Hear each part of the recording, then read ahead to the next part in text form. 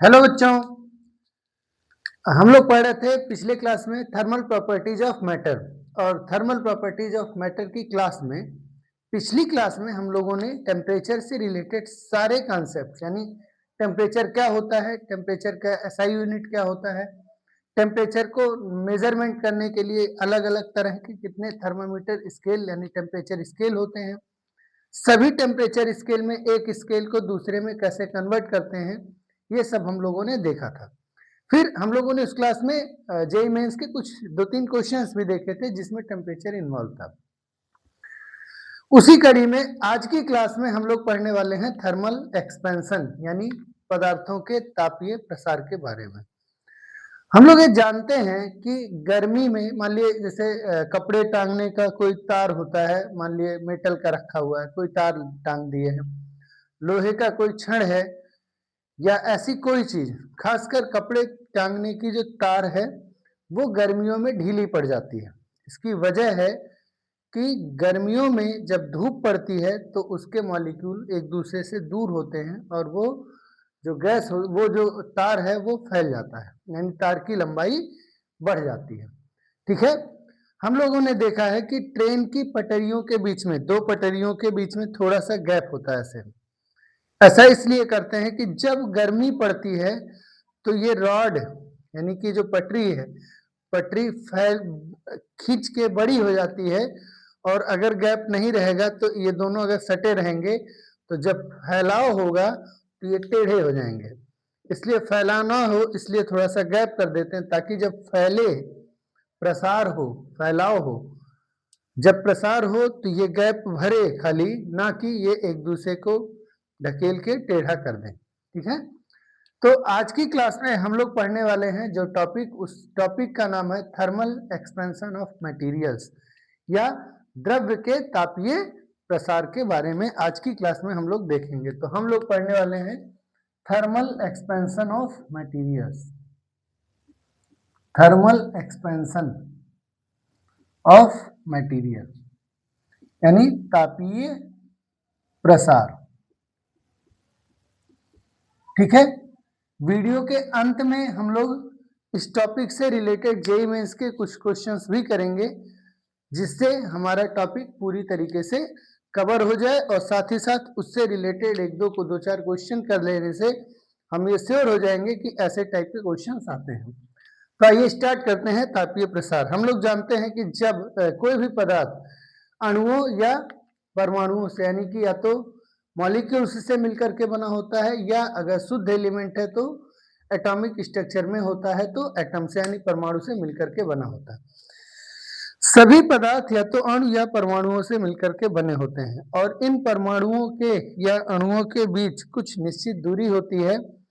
ठोस स्थिति में इन दोनों ये दूरी बहुत कम होती है, गैस स्थिति में दूरी थोड़ी ज्यादा होती है, मतलब द्रव स्थिति में दूरी थोड़ी ज्यादा होती है और गैसों में दो अणुओं के बीच की दूरी बहुत ही अधिक होती है। ठीक है। तो जो ठोस पदार्थ हैं, सॉलिड्स हैं, जनरली उनके कण बहुत नजदीक नजदीक होते हैं। अब जब हम किसी चीज को टेम्परेचर देते हैं, हीट देते हैं, तो जब हम किसी चीज को गर्म करते हैं तो उसका तापमान बढ़ता है।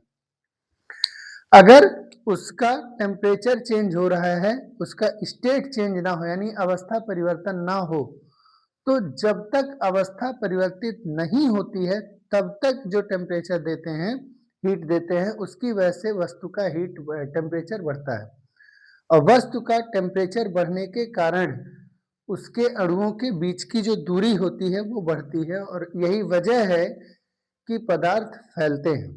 ठीक है। तो जब हम किसी चीज को हीट देते हैं तो ये हीट की वजह से उसका फैलाव तीन तरीके से हो सकता है। जैसे कौन कौन सा, उसकी अगर खाली लंबाई बढ़ रही है यानी लंबाई में प्रसार हो रहा है तो उसे कहेंगे रेखीय प्रसार यानी लीनियर एक्सपेंशन।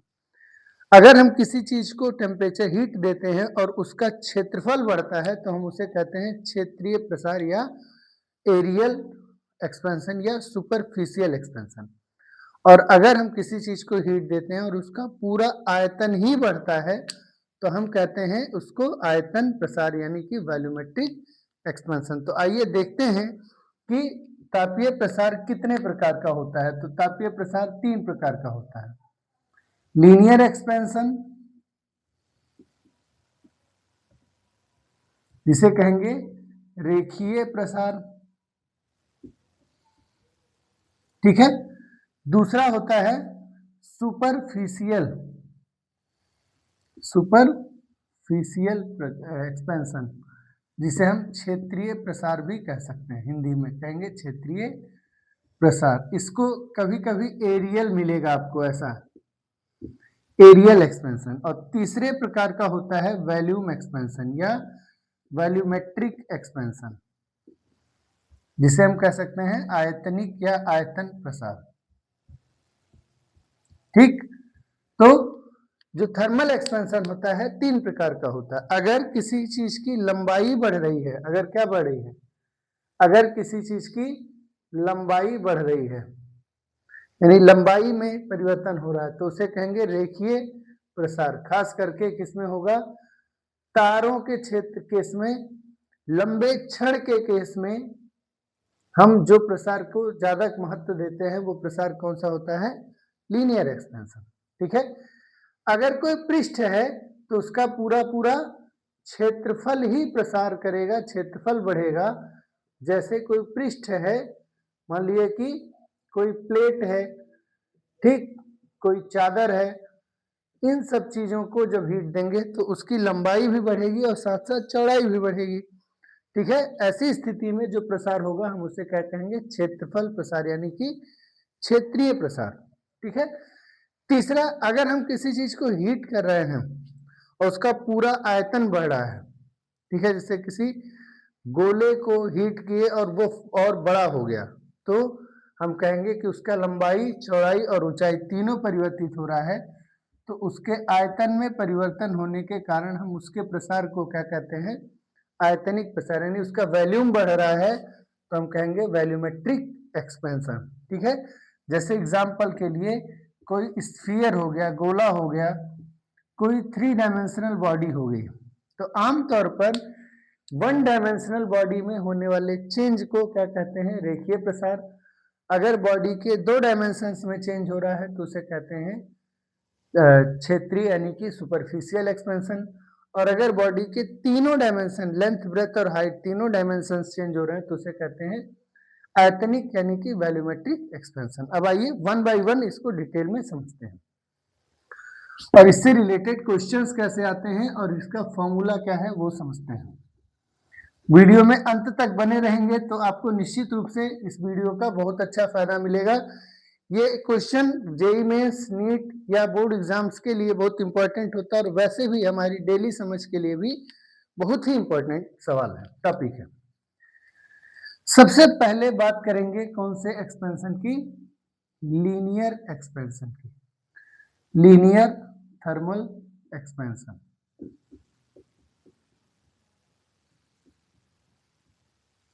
रेखीय तापीय या रैखिक तापीय प्रसार। रेखीय भी बोल सकते हैं, रैखिक भी बोल सकते हैं, कोई दिक्कत नहीं, ठीक है। मान लीजिए कि कोई छोटा सा रॉड है, कोई लंबा पतला सा, क्या है, मतलब छोटा कह सकते हैं, लंबा कह मतलब पतला रॉड है। कोई क्या है? पतला रॉड है। इतना पतला है कि लंबाई में होने वाले चेंज के कंपैरिजन में उसके एरिया ऑफ क्रॉस सेक्शन में होने वाले चेंज को हम क्या कर सकते हैं? नेग्लेक्ट कर सकते हैं, ठीक है।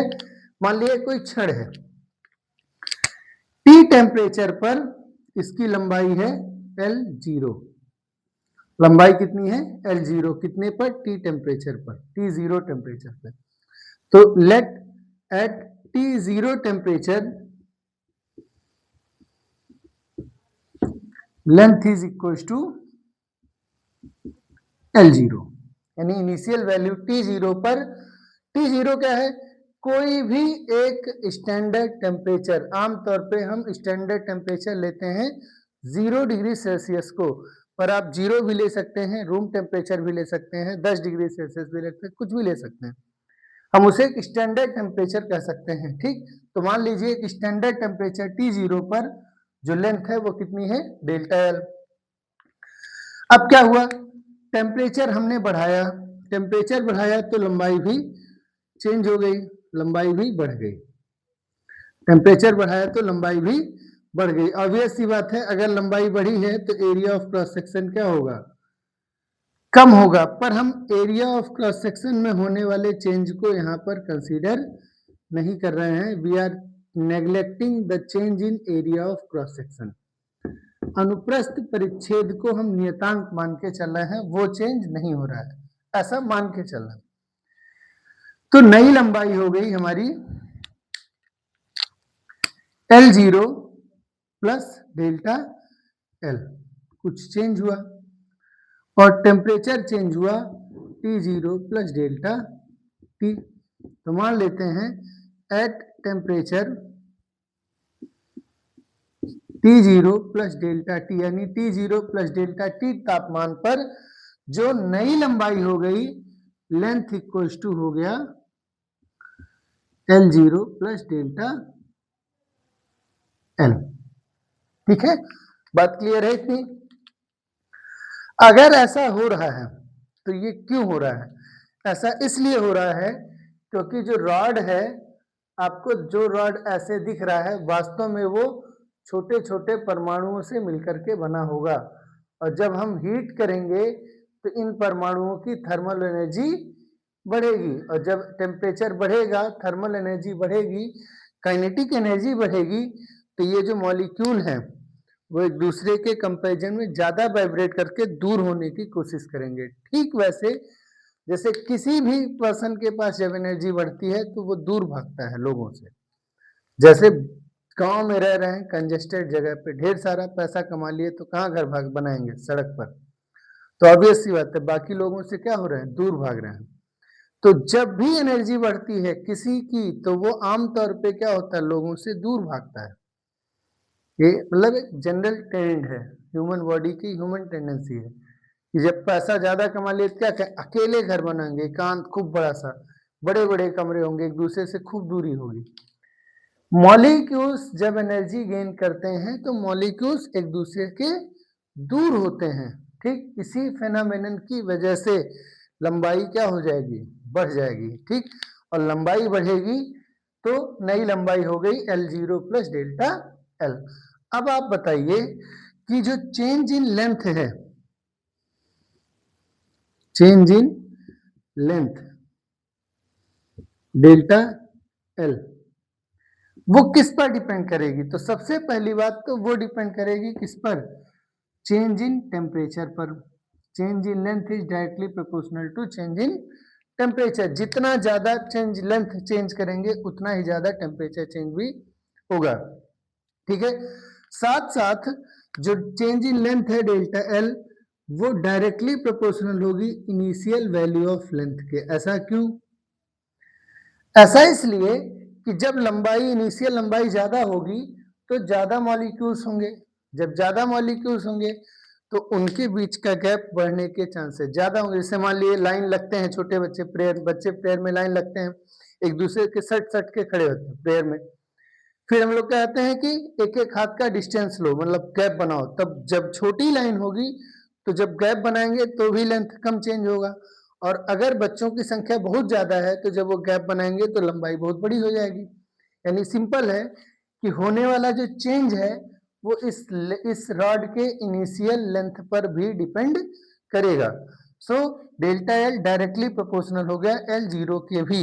इन दोनों का फैक्टर्स को कंबाइन कर दें, फैक्टर 1 और फैक्टर 2 को कंबाइन कर दें, तो हम पाएंगे कि change in length delta L is directly proportional to L0 into delta T। ठीक है, अब अगर डेल्टा L की वैल्यू इतनी हो गई तो डेल्टा L इक्वल्स टू हो गया, प्रोपोर्शनैलिटी कांस्टेंट की जगह आता है अल्फा। प्रोपोर्शनैलिटी कांस्टेंट क्या आएगा, alpha. Alpha L0 delta T, alpha L0 delta T, alpha L0 delta T, जहां अल्फा है coefficient of linear thermal expansion of the material. क्या है, coefficient of linear thermal expansion, linear thermal expansion, ठीक है, यानी कि रैखिक प्रसार गुणांक, रैखिक प्रसार गुणांक, रैखिक तापीय प्रसार गुणांक, ठीक है। ये जो अल्फा है, अल्फा डिपेंड करता है मटेरियल पे, अल्फा डिपेंड करता है किस पर, मटेरियल पे, अल्फा की वैल्यू डिपेंड करती है किस पर, मटेरियल पे। और ये जो अल्फा की वैल्यू है, अलग अलग रेंज ऑफ टेम्परेचर के लिए वैल्यू भी क्या हो सकती है, अलग अलग हो सकती है। तो जनरली अल्फा क्या है, अगर ध्यान दीजिए तो अल्फा इक्वल्स टू हो गया delta L by L zero into 1 by delta T, हो गया कि नहीं हो गया। यहां से आपको डिफाइन कर सकते हैं अल्फा को, किसी भी मटेरियल का coefficient of linear thermal expansion कैसे डिफाइन करेंगे, क्लियर है। पहली बात तो ध्यान रखिए कि अल्फा यानी linear coefficient of linear thermal expansion या linear coefficient of thermal expansion जो है वो डिपेंड करता है खुद मटेरियल पर और किसी चीज पे नहीं, टेम्परेचर पे करता है पर उतना चेंज जनरली नहीं कंसीडर करेंगे। यानी अल्फा की वैल्यू एक तरीके से मटेरियल का कांस्टेंट कंसीडर होगा, और ये जो वैल्यू है अल्फा, ये अल्फा आप यहां से डिफाइन कर सकते हैं कैसे, किसी भी पदार्थ का रैखिक प्रसार गुणांक एक तरीके से कैसे परिभाषित होगा, तो किसी भी पदार्थ का रैखिक प्रसार गुणांक उसकी लंबाई में होने वाले भिन्नात्मक परिवर्तन के बराबर है। कौन से, भिन्नात्मक परिवर्तन के बराबर है, किसके, भिन्नात्मक परिवर्तन के बराबर है। जबकि उसके ताप में एकांक वृद्धि की जाए, यानी किसी पदार्थ के, किसी तार के टेम्परेचर को 1 डिग्री सेल्सियस चेंज करने से उसकी लेंथ में होने वाला फ्रैक्शनल चेंज क्या कहलाता है, alpha. So we can define the linear coefficient of thermal expansion to be as the fractional change in fractional change in length, delta L by L zero को क्या कहेंगे, फ्रैक्शनल चेंज। आपको याद होगा कि इरर 3 प्रकार का होता है, एग्जैक्ट यानी एब्सोल्यूट इरर, फ्रैक्शनल इरर और परसेंटेज इरर। तो ये फ्रैक्शनल इरर के बराबर है change divided by original value. So alpha of any material can be defined as the fractional change in the length of a rod on unit change in temperature is called as alpha। और इसका ऐसा unit क्या बनेगा, तो delta L by L दोनों का ऐसा unit metre है, कैंसिल हो गया, सिर्फ क्या बचा, केल्विन इनवर्स, क्योंकि टेम्परेचर का ऐसा यूनिट होता है केल्विन इनवर्स, ठीक। सो अल्फा क्या है, मिल गया यहाँ से, डेल्टा एल मिल गया आपको। अब आप बताइए नया लेंथ कितना हो गया, तो नया लेंथ हो गया at temperature T is given by L zero plus delta L, जिसको हम लिख सकते हैं L zero 1 plus alpha into delta T. So किसी भी टेम्परेचर T पर हमारे लिए लेंथ का फॉर्मूला हो गया L zero 1 plus alpha into delta T, ठीक। ये आपका लीनियर थर्मल एक्सपेंशन के बारे में डिटेल इंफॉर्मेशन है, क्लियर है। अब देखिए जैसे लीनियर थर्मल एक्सपेंशन होता है वैसे ही अगर मान लिया कोई सीट है, कोई प्लेन ऑफ पेपर, कोई मान लिया प्लेन ऑफ मेटालिक सीट है, जैसे एग्जांपल के लिए आप प्लेट ले लिए सर्कुलर, जब आप उसे हीट करेंगे तो उसकी लंबाई भी बढ़ेगी, चौड़ाई भी बढ़ेगी। अगर लंबाई और चौड़ाई दोनों बढ़ रही है, लेंथ और ब्रेथ दोनों चेंज हो रहा है, तो उसका एरिया चेंज हो जाएगा, और जब एरिया चेंज होगा तो उस थर्मल एक्सपेंशन को क्या कहेंगे, सुपरफिशियल थर्मल एक्सपेंशन। तो अब हम पढ़ते हैं सेकंड सुपरफिशियल थर्मल एक्सपेंशन। इसका आप एक स्क्रीनशॉट ले लीजिए ताकि आपको फॉर्मूले एक साथ मिल जाए।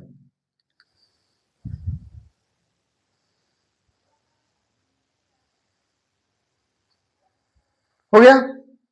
अब आते हैं superficial thermal expansion second part पर। बहुत छोटा छोटा चेंज करके आप इस चीज को यहां से समझ सकते हैं। Second case, superficial thermal expansion, रेखीय की जगह कौन सा हो गया, क्षेत्रीय। सबसे पहले आप समझ लिए आप कैसे इसको लिख सकते हैं। अगर हम लेंथ की जगह एरिया कंसीडर करें, लंबाई की जगह क्या कंसीडर करें, एरिया कंसीडर करें, तो जहां जहां लंबाई आ रही है हर जगह क्षेत्रफल लिख सकते हैं। तो आइए देखते हैं कि कैसे नई वैल्यू आएगी।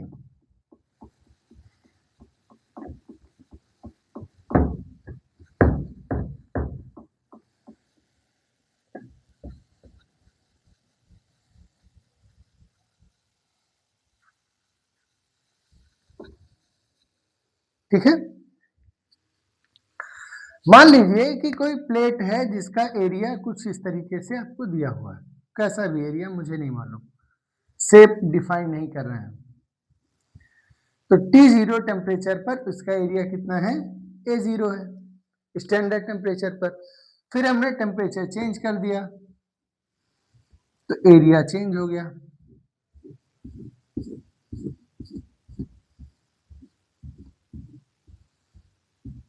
ठीक है, अब इस बार टेम्परेचर चेंज हुआ, T0 प्लस डेल्टा T हो गया नया टेम्परेचर, तो नया एरिया हो गया A0 plus delta A। Obvious सी बात है कि जो एरिया चेंज होगा वो डिपेंड करेगा दो चीजों पर, change in area directly proportional होगा ओरिजिनल एरिया, और change in area directly proportional होगा डेल्टा T के। ठीक, इक्वेशन 1 और इक्वेशन 2। ध्यान दीजिए, अगर प्लेट का एरिया पहले से बहुत ज्यादा है तो जब आप टेम्परेचर चेंज करेंगे तो ज्यादा फैलाव दिखाई देगा। ठीक है, क्योंकि मॉलिक्यूल ढेर सारे होंगे, जब ढेर सारे मॉलिक्यूल होंगे तो उनके बीच जो गैप होगा वो भी ज्यादा बढ़ेगा। तो पहली बात तो चेंज इन एरिया खुद एरिया के डायरेक्टली प्रोपोर्शनल होता है, साथ साथ डेल्टा ए डायरेक्टली प्रोपोर्शनल होगा चेंज इन टेम्परेचर के। जितना ज्यादा हम टेम्परेचर चेंज करेंगे फैलाव भी उतना ही ज्यादा होगा। इन दोनों को कंबाइन कर लें, so change in area is directly proportional to A0 into delta T। यहां पे जब प्रोपोर्शनैलिटी कांस्टेंट हटाएंगे तो जो प्रोपोर्शनैलिटी कांस्टेंट आ रहा है वो किसके लिए आ रहा है, एरिया के लिए। तो उसको अल्फा लिखे थे तो इसको लिखेंगे beta into A0 into delta T। जहां बीटा क्या है, बीटा है coefficient of superficial thermal expansion, यानी coefficient of areal thermal expansion. Beta को डिफाइन करना चाहें तो कर सकते हैं delta A by A0 into 1 by delta T कर सकते हैं। यानी coefficient of superficial thermal expansion of any material can be defined as the fractional change in area on 1 unit change in temperature of the plate made up of that material। यानी किसी भी पदार्थ का क्षेत्रीय प्रसार गुणांक उस पदार्थ से बने प्लेट के क्षेत्रफल में होने वाले भिन्नात्मक परिवर्तन के बराबर है, जबकि ताप में परिवर्तन 1 यूनिट का हो। यह हो गया आपका बीटा का फॉर्मूला। ठीक, चेंज इन टेम्प एरिया कितना आया, beta into A0 into delta T। अब नया एरिया कितना हो गया, A बराबर A0 प्लस डेल्टा A, सो हो गया A0 1 plus beta into delta T। Clear है। इसी तरीके से सेम मेथड से, सेम अप्रोच से हम वॉल्यूम एक्सपेंशन भी कर सकते हैं। इसी प्रोसेस से, सेम मेथड से हम वॉल्यूमेट्रिक थर्मल एक्सपेंशन को भी क्या कर सकते हैं, समझ सकते हैं। तो थर्मल वॉल्यूमेट्रिक थर्मल एक्सपेंशन यानी कि आयतनिक प्रसार जो होगा उसमें सेम चीज, जहां एरिया है वहां वॉल्यूम आ जाएगा। सो हम चेंज इन वॉल्यूम को लिख सकते हैं, change in volume is directly proportional to equal to alpha linear के लिए, बीटा थर्मल के एरिया के लिए तो गामा वॉल्यूम के लिए। So delta V equals to gamma V0 delta T. Clear है? जहां गामा क्या है? Volumetric coefficient of volumetric thermal expansion या coefficient of volume thermal expansion, आयतनिक प्रसार गुणांक का वैल्यू है गामा। ठीक है, क्लियर है? ये आप फॉर्मूला नोट कर लीजिए, एक तरीके से स्क्रीनशॉट ले लीजिए।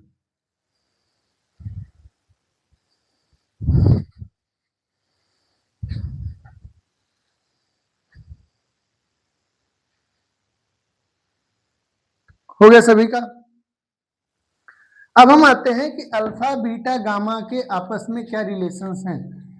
ठीक है, समझने के लिए बेसिकली अल्फा बीटा और गामा के आपस में क्या रिलेशन है। तो जनरल फार्मूला, एक बार सारा फार्मूला मैं नोट कर रहा हूं, फिर से ध्यान से देखिए। चेंज इन लेंथ का फार्मूला हो गया अल्फा L0 डेल्टा टी। ठीक है, चेंज इन एरिया का फॉर्मूला हो गया beta A0 delta T. Change in volume का फॉर्मूला हो गया गामा V0 डेल्टा टी। ठीक है, अल्फा है delta L by L0 into 1 by delta T. ठीक है, बीटा होता है delta A by A0 into 1 by delta T. इसी तरीके से गामा हो गया delta V by V0 into 1 by delta T. ठीक है, अल्फा है रेखीय के लिए यानी लीनियर के लिए, बीटा है एरिया के लिए और गामा है वॉल्यूम के लिए। हम लोग जानते हैं कि एक एरिया का मतलब हो गया लेंथ इंटू ब्रेथ। मान लीजिए कोई रॉड है, कोई चीज है, उसकी लीनियर एक्सपेंशन है अल्फा, और अगर उसी मटेरियल से हमने एक सीट बनाया तो लंबाई भी चेंज होगी, चौड़ाई भी चेंज होगी, लंबाई में भी चेंज होगा और चौड़ाई में भी चेंज होगा। तो लंबाई वाला चेंज अल्फा, चौड़ाई वाला चेंज भी अल्फा। तो कह सकते हैं कि जो बीटा होगा वो 2 टाइम्स ऑफ अल्फा होगा। क्यों? क्योंकि बीटा में लंबाई भी आएगा चौड़ाई भी आएगा तो 2 अल्फा आएगा। इसी तरीके से जो गामा होगा यानी वॉल्यूम होगा, लंबाई चौड़ाई और ऊंचाई, लेंथ ब्रेथ और हाइट 3 बार होगा, यानी एक वॉल्यूम 3 लीनियर एक्सपेंशन के बराबर होगा। सो गामा इक्वल्स टू होता है 3 अल्फा।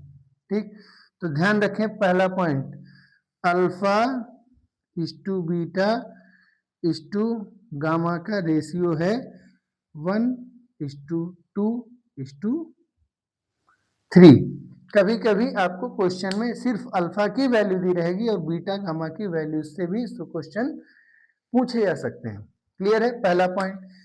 तीनों का एसआई यूनिट चेक कर लीजिए, लेंथ बाय लेंथ कैंसिल, खाली टेम्परेचर आया, एरिया बाय एरिया कैंसिल, सिर्फ टेम्परेचर आया, डेल्टा वी यानी वॉल्यूम बाय वॉल्यूम कैंसिल, तो सिर्फ डेल्टा टी आया। तीनों का ऐसा यूनिट है केल्विन इनवर्स। तीनों का डायमेंशन क्या है? तीनों का dimension m0 l0 t0 theta -1 या कैपिटल K -1 भी लिख सकते हैं। ठीक है, अब एक सबसे जो इंपॉर्टेंट पॉइंट है वो ध्यान रखिए। अब आप बताएं, क्या किसी गैस की लंबाई चेंज होगी? ऑब्वियस सी बात है नहीं। क्या किसी गैस की लंबाई चेंज होगी? नहीं। गैस में क्या होता है? हमेशा वॉल्यूम एक्सपेंशन होता है। लिक्विड में हमेशा क्या होता है? वॉल्यूम एक्सपेंशन होता है। और सॉलिड में लंबाई भी हो सकता है, एरिया भी हो सकता है और वॉल्यूम भी हो सकता है। तो आप बताइए कौन सा एक्सपेंशन ऐसा है जो तीनों में हो? यानी सॉलिड,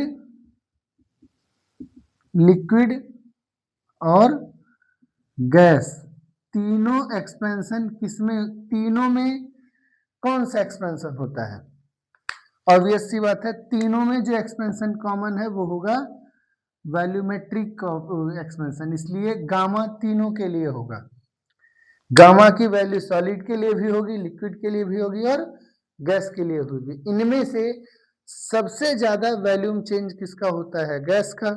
तो gamma for gas is greater than gamma for liquid and that is greater than gamma for solid, क्योंकि सबसे कम आयतन चेंज किसका होगा? सॉलिड का। ठीक है, पहला पॉइंट। सॉलिड, लिक्विड और गैस तीनों के लिए कौन सा एक्सपेंशन पॉसिबल है? वॉल्यूमेट्रिक एक्सपेंशन तीनों के लिए पॉसिबल है। कौन सा ऐसा मटेरियल होता है जिसके लिए तीनों एक्सपेंशन पॉसिबल है? कौन सा ऐसा मटेरियल होता है जिसके लिए तीनों एक्सपेंशन पॉसिबल है? तो सॉलिड का तीनों एक्सपेंशन पॉसिबल है। सॉलिड मटेरियल्स का लीनियर एक्सपेंशन भी होता है, सुपरफिशियल एक्सपेंशन भी होता है और वॉल्यूम एक्सपेंशन भी होता है। यानी अल्फा भी एग्जिस्ट करेगा, बीटा भी एग्जिस्ट करेगा और गामा भी एग्जिस्ट करेगा। सॉलिड के लिए अल्फा, बीटा, गामा तीनों एग्जिस्ट करेगा, जबकि गामा सॉलिड, लिक्विड, गैस तीनों के लिए एग्जिस्ट करेगा। अब ध्यान क्या रखना है, लिक्विड के लिए बीटा की वैल्यू एग्जिस्ट करेगी? नहीं। लिक्विड के लिए अल्फा की वैल्यू एग्जिस्ट करेगी? नहीं। गैस के लिए अल्फा और बीटा की वैल्यू एग्जिस्ट करेगी? नहीं। क्लियर है? इसका स्क्रीनशॉट ले लीजिए।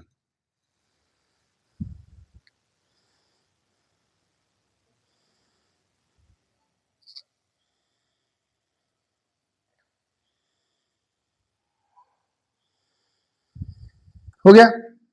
कोई दिक्कत इसमें? अब आते हैं कि इस टॉपिक से रिलेटेड हमारे पास क्या क्वेश्चंस हैं और उन्हें कैसे सॉल्व करेंगे। एक टॉपिक और इसी में कवर कर सकते हैं, ध्यान से देखिए। उसे हम कहते हैं थर्मल स्ट्रेस। क्या कहेंगे? Thermal stress. तो अब हमारा अगला टॉपिक है थर्मल स्ट्रेस। इलास्टिसिटी वाले चैप्टर में एक टॉपिक पढ़ा गया था स्ट्रेस। मैंने अभी आपको YouTube पर वो क्लास नहीं दिया है इलास्टिसिटी का, जल्दी ही वो टॉपिक भी आपको मिल जाएगा। ठीक है, तो हम आते हैं थर्मल स्ट्रेस।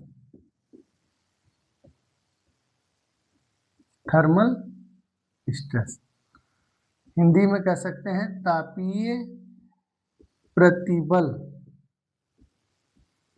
क्या होता है तापीय प्रतिबल या क्या होता है थर्मल स्ट्रेस? सबसे पहले समझते हैं स्ट्रेस क्या होता है। स्ट्रेस होता है, अगर किसी चीज को डिफाइन करें तो कैसे करेंगे? Stress is defined as restoring force developed in area per unit area of cross section. Area of cross section. जैसे अगर हम किसी रॉड को इधर से फोर्स लगा के खींचें तो रॉड मूव कर जाएगा, क्लियर है। पर अगर हम इस तरफ से भी उतना ही फोर्स लगा दें, इक्वल, सेम इक्वल फोर्स दोनों साइड से लगने की वजह से जो रॉड है वो क्या होगा? इक्विलिब्रियम में रहेगा। रॉड ना तो उधर जा पाएगा ना तो इधर जा पाएगा। ऐसे केस में रॉड के जो लंबाई है वो बढ़ने की कोशिश करेगी। क्या होगी? लंबाई बढ़ने की कोशिश करेगी। और जब लंबाई बढ़ने की कोशिश करेगी तो रॉड के जो मॉलिक्यूल्स हैं उनके ऊपर फोर्स लगेगा, जिससे वो एक दूसरे से दूर होने की कोशिश करेंगे। लेकिन मॉलिक्यूल्स के बीच लगने वाला इंटरमॉलिक्यूलर फोर्स उन्हें वापस उनके ओरिजिनल पोजीशन में लाने की कोशिश करेगा। तो जब हम डिफॉर्मिंग फोर्स लगाते हैं तो मटेरियल के अंदर एक फोर्स जनरेट हो जाता है जिसे हम क्या कहते हैं? रीस्टोरिंग फोर्स कहते हैं। और रीस्टोरिंग फोर्स डिवाइडेड बाय ये एरिया ऑफ क्रॉस सेक्शन को कहते हैं स्ट्रेस। स्ट्रेस तीन प्रकार का होता है, लॉन्गिट्यूडिनल, वॉल्यूमेट्रिक और शियर स्ट्रेस, लॉन्गिट्यूडनल, वॉल्यूमेट्रिक और शियर स्ट्रेस। अभी हम लोग बात करने वाले हैं सिर्फ और सिर्फ कौन से का, longitudinal shear stress, longitudinal stress का। अब जैसे मान लीजिए कि कोई सपोर्ट है, ठीक, ऐसा कोई सपोर्ट है, इस सपोर्ट के बीच में हमने एक पतले से रॉड को लिया, ठीक है, जिसका एरिया ऑफ क्रॉस सेक्शन उसकी लंबाई के कंपैरिजन में क्या हो, नेग्लेजिबल हो, या ऐसे कह सकते हो कि लेंथ में होने वाला चेंज उसके एरिया में होने वाले चेंज के कंपैरिजन में क्या हो, बहुत ज्यादा हो। तो लेंथ की कंसीडरेशन होगी पर एरिया का कंसीडरेशन नहीं होगा। अब मान लीजिए हम किसी रॉड को ऐसे फंसा करके कि ये हिलने ना पाए, इधर उधर ना हो पाए, छटके ना, ऐसे फंसा करके इसे ठंडा करें तो क्या होगा। तो हम लोग जानते हैं कि जब किसी चीज को गर्म करते हैं तो वो फैलता है, तो जब हम किसी चीज को ठंडा करेंगे तो वो सिकुड़ेगा, यानी on heating anything any generally materials expand and on cooling they contract.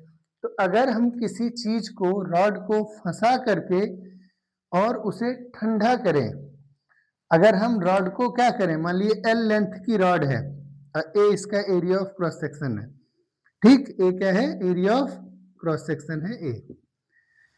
L length की रॉड को, ए एरिया ऑफ क्रॉस सेक्शन की रॉड को हम टेम्परेचर डेल्टा टी टेम्परेचर से, ताप से क्या करें, ठंडा करें, कूल करें, माने डेल्टा टी टेम्परेचर क्या करें, डाउन करें, डेल्टा टी टेम्परेचर इसको क्या करें, ठंडा करें, कूल करें।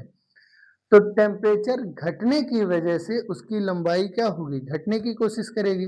हम लोग जानते हैं कि लंबाई में होने वाला चेंज इक्वल होता है ओरिजिनल लेंथ के इनटू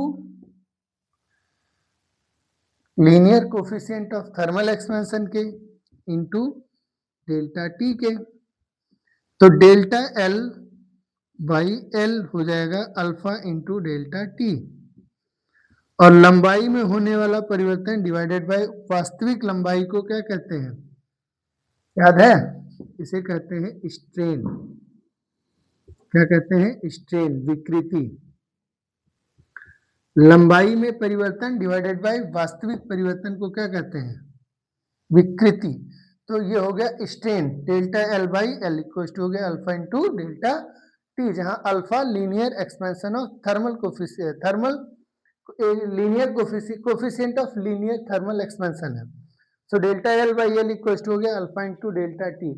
और हुक के नियम से, from Hooke's law we know that, from Hooke's law हमारे पास क्या इंफॉर्मेशन है, तो हम जानते हैं कि हुक्स लॉ के according to Hooke's law within elastic limit the stress is directly proportional to strain। Hooke's law से क्या जानते हैं कि within elastic limit stress is directly proportional to strain। तो stress is equals to हो गया Young's modulus into strain, क्योंकि हम लोग लीनियर एक्सपेंशन की ही बात कर रहे हैं तो y लेंगे एक्स मॉड्यूलस, तो stress sigma is equal to y into strain epsilon, ठीक है। सो स्ट्रेस इक्वल टू हो गया y इंटू स्ट्रेन, स्ट्रेन की value alpha into delta T, alpha into delta T. तो थर्मल स्ट्रेस का formula कितना आया, y into alpha into delta T, y into alpha into delta T. Thermal stress directly proportional to Young's modulus है, thermal stress directly proportional to linear coefficient of linear thermal expansion है, और thermal stress directly proportional to change in temperature. जितना ज्यादा temperature change करेंगे thermal stress उतना ही ज्यादा आएगा, थर्मल स्ट्रेस उतना ही ज्यादा आएगा। क्लियर है। और एक पॉइंट ध्यान रखिए कि थर्मल स्ट्रेस मटेरियल वायर के लंबाई पर डिपेंड नहीं कर रहा है। थर्मल स्ट्रेस वायर की लंबाई पर डिपेंडेंट नहीं, it is independent of length of wire. चाहे लेंथ छोटा हो चाहे बड़ा हो, स्ट्रेस सेम डेवलप होगा, ठीक है। और अगर हमको पता करना हो कि फोर्स कितना लगेगा, तो फोर्स एफ इक्वल टू हो गया, फोर्स क्या होता है, स्ट्रेस होता है फोर्स डिवाइडेड बाय एरिया, तो फोर्स क्या होगा, स्ट्रेस इनटू एरिया, तो सिग्मा इनटू ए, सिग्मा की वैल्यू है Y alpha delta T into A, तो हमारा फोर्स का फॉर्मूला हो जाएगा Y alpha delta T into A. इसका भी आप एक स्क्रीनशॉट ले लीजिए। अब ध्यान रखिएगा, ठंडा करने पर लंबाई सिकुड़ने की कोशिश करेगी, और जब लंबाई सिकुड़ने की कोशिश करेगी तो जो फोर्स लगेगा वो किधर लगेगा, बाहर की तरफ। क्यों? क्योंकि मटेरियल खुद सिकुड़ने की कोशिश कर रहा है, जबकि सपोर्ट उसको क्या कर रहा है, बाहर की तरफ खींचने की कोशिश कर रहा है। और जब बाहर की तरफ खींचने की कोशिश कर रहे हैं, तो जब हम किसी चीज को ठंडा करते हैं तो जो प्रतिबल आएगा वो आएगा तन्य प्रतिबल। कौन सा प्रतिबल? तन्य प्रतिबल, यानी कि टेंसाइल स्ट्रेस आएगा। ऐसा क्यों? क्योंकि देखिए, आप इसको ठंडा करने की कोशिश कर रहे हैं, ठंडा करने की कोशिश कर रहे हैं, तो मटेरियल के अंदर जो फोर्स डेवलप हो रहा है वो किधर हो रहा है, अंदर। और जब मटेरियल के अंदर फोर्स इधर की तरफ डेवलप हो रहा है, तो ये इसी जैसा तो है, ये वाला कहलाता है टेंसाइल स्ट्रेस, तो ये वाला भी क्या कहलाएगा, टेंसाइल स्ट्रेस। अगर हम किसी चीज स्ट्रेंथ को ना बढ़ने दें, तो उस केस में जो स्ट्रेस डेवलप होगा उसे कहेंगे संपीड़, यानी कंप्रेसिव स्ट्रेस, ठीक है। तो ये स्क्रीनशॉट ले लीजिए आप।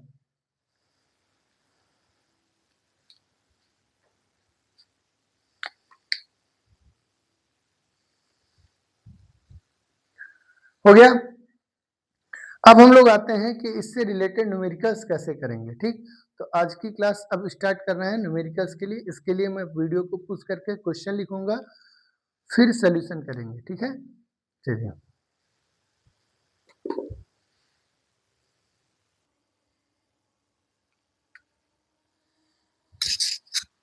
देखिए क्वेश्चन जेईई मेंस का 2023 का क्वेश्चन है 8 अप्रैल शिफ्ट 2 का। A steel rod of length 1 meter and area of cross section 10 power minus 4 meter square is heated from 0 degree Celsius to 200 degree Celsius. Being allowed to extend or bend, the compressive tension produced in the rod is। अभी पीछे हमने बताया आपको कि जब हम किसी चीज को बिना फैले और बिना टेढ़ा हुए हीट करते हैं तो उसके अंदर स्ट्रेस डेवलप होता है कंप्रेसिव स्ट्रेस।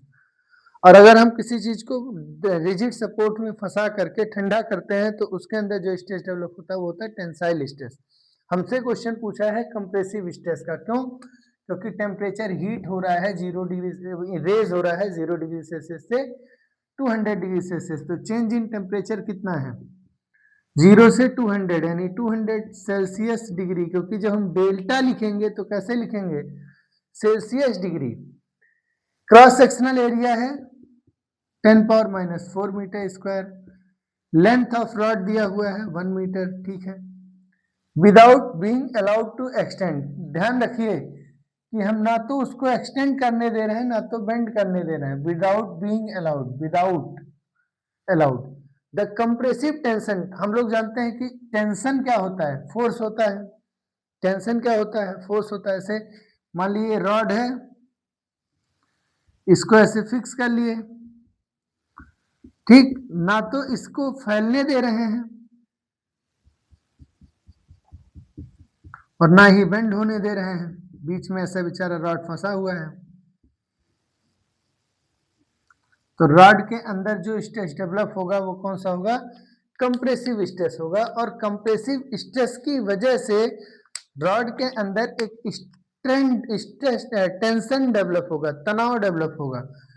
हम इसे क्या कर रहे हैं, गर्म कर रहे हैं। गर्म कर रहे हैं तो बाहर से सपोर्ट लगेगा कि वो सिकुड़े, ठीक। बाहर वाला जो फोर्स लगेगा वो अंदर की तरफ, तो जो अंदर फोर्स डेवलप होगा वो बाहर की तरफ, यानी जो फोर्स अंदर डेवलप होगा वो इस तरफ डेवलप होगा। टेंसाइल स्ट्रेस की निशानी है ये। टेंसाइल ये कैसा कंप्रेसिव स्ट्रेस की निशानी। मटेरियल के अंदर स्ट्रेस किधर लग रहा है, फैलने का, तो ये कंप्रेसिव स्ट्रेस की निशानी हो। जब कंप्रेसिव स्ट्रेस निकालेंगे तो कैसे निकालेंगे, स्ट्रेस क्या होता है, Young's modulus into strain, Young's modulus into strain delta L by L, ठीक। और स्ट्रेस, और हम लोग जानते हैं कि स्ट्रेस का फॉर्मूला आया ये, तो स्ट्रेस सिग्मा इक्वल्स टू, हम लोग अभी पीछे करके आए हैं, Y alpha into delta T. क्यों, क्योंकि लीनियर एक्सपेंशन है, डेल्टा एल की वैल्यू हो जाएगी alpha L into delta T, L L cancel हो गया, सो सिग्मा इक्वल्स टू आया Y alpha delta T.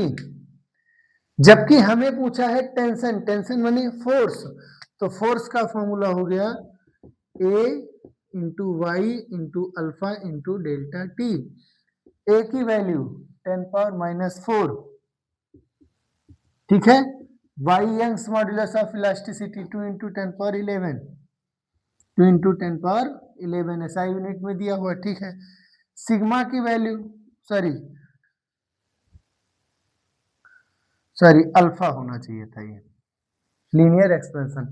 So alpha of steel कितना है, 10⁻⁵ SI यूनिट में ही है, और डेल्टा टी कितना है 200, तो 2 इंटू 2 400 इंटू 10⁻⁴ और -5 -9 और 11 +2 कितना हुआ +2, ठीक। और 400 का 2 जीरो और सॉल्व कर लिए तो हो गया 4 इंटू 10⁻⁴। तो इस वैल्यू में हमको 4 नहीं दिया था, 4 पुट कर देंगे आंसर। न्यूमेरिकल टाइप क्वेश्चन है, हम कीबोर्ड की हेल्प, मतलब माउस की हेल्प से जो स्क्रीन पर कीबोर्ड बनेगा उसमें 4 इंटर करेंगे, तो ये हो गया आंसर 4। क्लियर है, ठीक है। नेक्स्ट क्वेश्चन करते हैं।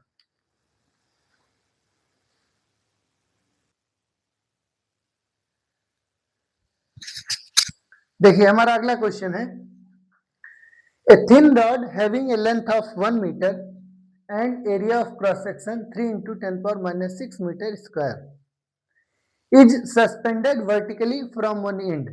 The rod is cooled from 210 degrees Celsius to 160 degrees Celsius. After cooling, a mass capital M is attached at the lower end of the rod such that the length of rod again becomes 1 meter. Y यानी Young's modulus of elasticity and linear coefficient of thermal expansion alpha of rod are 2 into 10⁻11 Newton per meter square and 2 into 10⁻⁻5 Kelvin inverse respectively. The value of capital M is dash kg.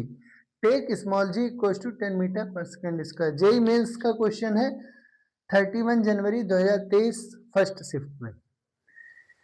अगर हम इस question को हिंदी में समझना चाहें तो कह सकते हैं कि एक पतला लंबा रॉड है जिसकी लंबाई है 1 मीटर और एरिया ऑफ क्रॉस सेक्शन दिया है, अनुप्रस्थ परिच्छेद क्षेत्रफल 3 × 10⁻⁻6 मीटर स्क्वायर दिया है। उस पे है, उसे हम सस्पेंडेड यानी लटकाते हैं वर्टिकली फ्रॉम वन एंड, ऐसे पकड़ के लटकाते हैं इसको, ठीक है, लटका दिए। The rod is cooled from 210 degree Celsius to 160 degree Celsius. Simple सी बात है, ऐसे लटका है। जब हम ठंडा करेंगे तो इधर से फ्री है तो कूल होके ठंडा हो जाएगा, ठंडा कूल होगा तो छोटा हो जाएगा, लेंथ घट जाएगी। यानी एक रॉड है, ठीक, जिसे हमने लटका रखा है, ठीक है।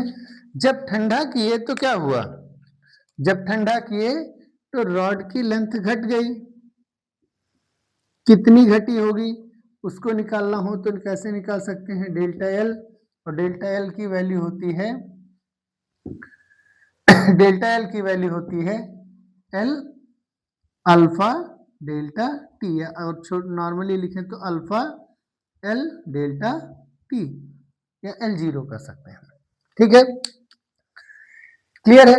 After cooling a mass capital M is attached at the lower end. जब ठंडा हो गया तो हमने यहाँ पे क्या कर दिया, एक मास अटैच कर दिया।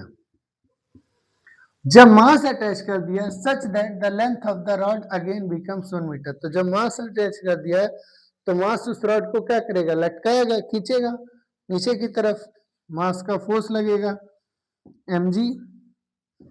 mg की वजह से एक टेंसाइल फोर्स लगेगा और रॉड की लंबाई वापस से हो जाएगी उतनी ही जितनी पहले से थी, जो कि पहले से दिया हुआ है।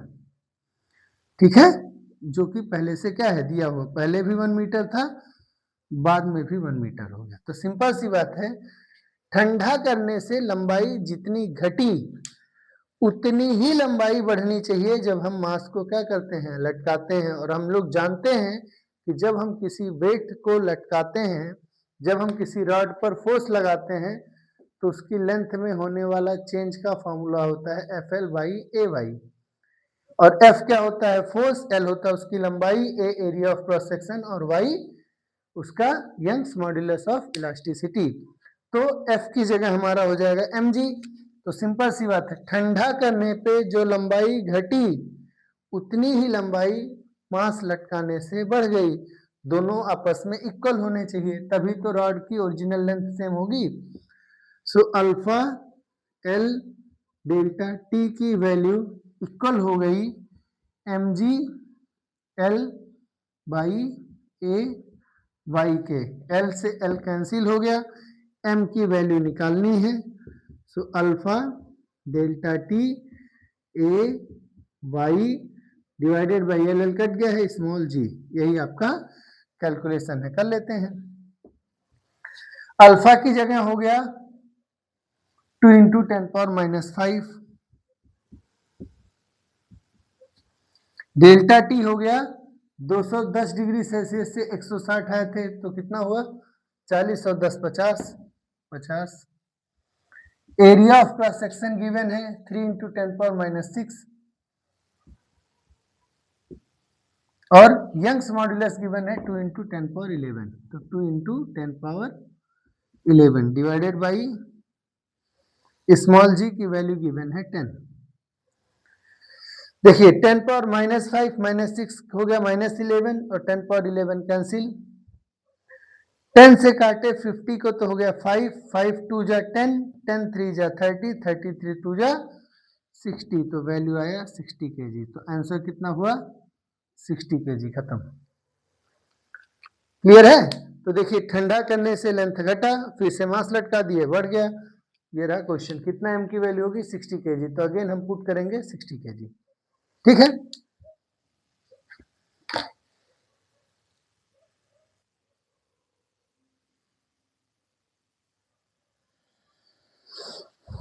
देखिए अगला क्वेश्चन है 25 जून 2022 का जेईई मेंस के सेकंड शिफ्ट से question. A solid metallic cube having total surface area 24 metre square is uniformly heated. एक सॉलिड मेटेलिक क्यूब है, यानी कि धातु का एक घन है जो ठोस है, अंदर से पूरा भरा हुआ। उसका टोटल सरफेस एरिया यानी कुल पृष्ठीय क्षेत्रफल दिया हुआ है 24 मीटर स्क्वायर। कुल पृष्ठीय क्षेत्रफल क्यूब का कितना होता है, क्यूब का कितना होता है पृष्ठीय क्षेत्रफल 6a²। तो 6a² की वैल्यू है 24, तो a² की वैल्यू हो गई 4, तो साइड लेंथ आ गया 2 मीटर। ठीक, it is uniformly heated if its temperature is increased by 10 degree Celsius. Temperature change कितना हुआ है, डेल्टा टी है 10 डिग्री सेल्सियस, चेंज बाय, देखो इंक्रीज्ड बाय, पीछे क्वेश्चन किए थे, कहीं कहीं देता है इंक्रीज्ड टू, कहीं कहीं इंक्रीज्ड बाय है, यानी कि चेंज कितना है 10 degree Celsius. Calculate the increase in volume of the cube. हमको क्या निकालना है, इंक्रीज इन वैल्यूम यानी चेंज इन वैल्यूम। वैल्यूमेट्रिक एक्सपेंशन का सवाल है, हम लोग जानते हैं चेंज इन वैल्यूम हो जाएगा gamma into V0 into delta T. Delta T अपने पास है, इनिशियल वैल्यूम नहीं पता है तो इनिशियल वैल्यूम पता कर सकते हैं, कैसे, सिंपल सी बात है, क्यूब का वैल्यूम होगा ए क्यूब कर लिए, ए की वैल्यू है 2 तो ए क्यूब हो गया 8 मीटर क्यूब। प्रारंभिक वैल्यूम पता चल गया कि नहीं पता चल गया, क्योंकि प्रारंभिक लंबाई कितनी है 2 मीटर एज लेंथ की। अब डेल्टा टी दिया है 10 डिग्री सेल्सियस, गामा नहीं पता है, क्या नहीं पता है, गामा यानी आयतनिक प्रसार गुणांक नहीं पता, यानी coefficient of volumetric thermal expansion नहीं पता है, उसके लिए हमें दिया है अल्फा। और हम लोग जानते हैं आज ही की क्लास में देखे कि गामा होता है 3 टाइम्स ऑफ अल्फा।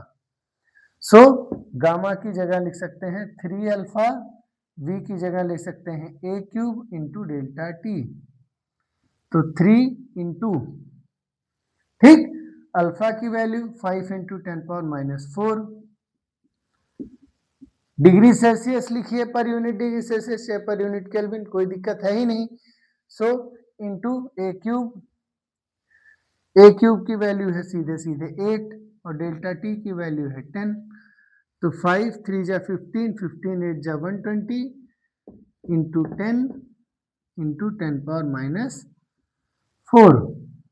ठीक है, क्लियर है, जो कि कितना हो गया 1200 इंटू 10⁻⁴, जिसे हम लिख सकते हैं 0.12 मीटर क्यूब आंसर, ठीक है, क्लियर है।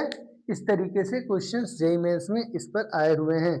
कुछ क्वेश्चंस हम आगे फिर से करेंगे, आज के लिए इतना ही, मिलते हैं अगली क्लास में। अगली क्लास हमारी बहुत ही इंपॉर्टेंट होने वाली है आपके लिए, जो आपको काइनेटिक थ्योरी ऑफ गैसेस पढ़ते समय, थर्मोडायनेमिक्स पढ़ते समय और खुद इस चैप्टर के क्वेश्चंस को लगाते समय बहुत ही हेल्पफुल होगी।